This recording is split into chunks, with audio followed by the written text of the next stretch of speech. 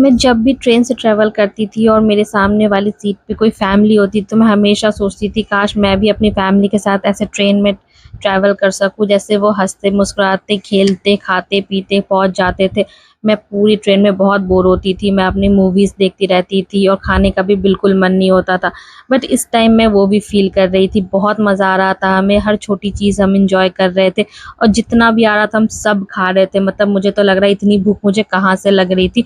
और हम सभी थोड़ा-थोड़ा खा रहे थे, कुछ खेल रहे थे, कभी बातें कर रहे थे। फिर हमने सोचा गेम्स खेले, कार्ड लेके गए थे, तो हमने मम्मी और मामी जी को भी कार्ड सिखाया और थोड़े कार्ड खेलने के बाद उन्हें मज़ा तो बहुत आया, बट उन्होंने कहा अब हम बोर हो चुके हैं, तुम लोग खेलो, हम लोग अपने फ़ोन में अब एन्जॉय करेंगे। तो थोड़े टाइम के बाद तो उन्होंने 2 गेम जीता, 2 गेम जीत भी गए वो, अभी अचानक से ही सिखाया था, फिर भी 2 गेम जीत गए।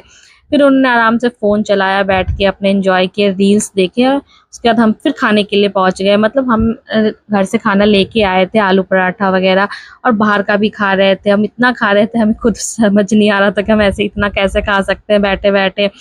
और जिनको इतना फ़ोन दे दो ना, हमें डाँटते थे, और अब देखो ये खुद ही फ़ोन चलाते रहते हैं। और हमने बहुत बातें करी।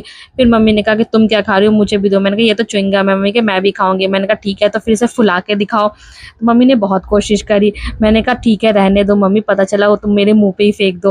और कब हमारे पास पता ही नहीं चला कि टाइम निकल गया और हम मतलब स्टेशन पहुँचने ही वाले थे। अब पूरे टाइम पता है मैं एक बार भी फ़ोन नहीं निकाली, जबकि ट्रेन का सफ़र मेरा फ़ोन के बिना तो कभी कंप्लीट नहीं होता था।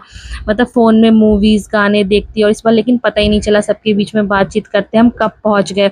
और आधा घंटा पहले से ही नाना जी ने हमें गेट पे खड़ा कर दिया कि नहीं तुम लोग को 2 मिनट का स्टॉपेज है, तुम लोग लेट कर दोगे। वैसे बड़े होने का कुछ यही फ़ायदा होता है, जो बड़े होते हैं ना वो हमेशा ही ऐसे करते हैं। मैंने जब भी उनके साथ सफ़र किया और कब स्टेशन पहुँच गए पता भी नहीं चला।